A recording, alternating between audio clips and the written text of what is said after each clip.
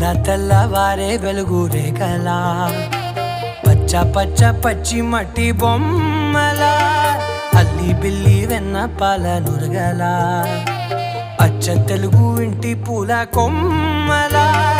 దేవదేవుడే పంపగా ఇలా దేవతే మా ఇంట అడుగే పెట్టెనంట బ్రహ్మ కళ్ళలో కాంతులే మా అమ్మలా మా కోసం మళ్ళీ లాలి పాడేనంట